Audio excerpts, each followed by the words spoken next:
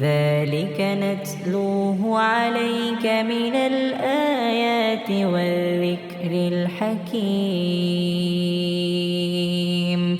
إن مثل عيسى عند الله كمثل آدم خلقه من تراب ثم قال له كن فيكون الحق من ربك فلا تكن من الممترين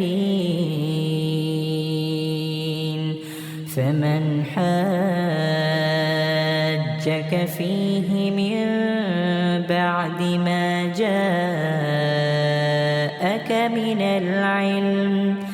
ما جاءك من العلم فقل تعالوا ندع أبناءنا وأبناءكم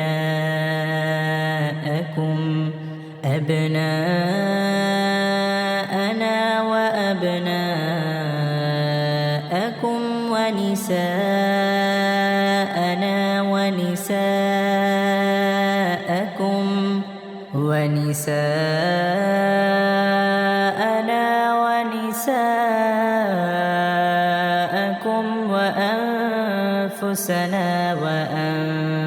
وأنفسكم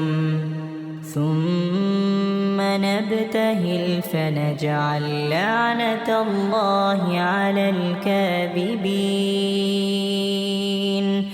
إن هذا لهو القصص الحق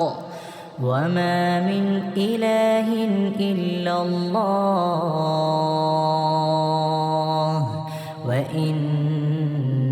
الله لهو العزيز الحكيم فإن تولوا فإن الله عليم بالمفسدين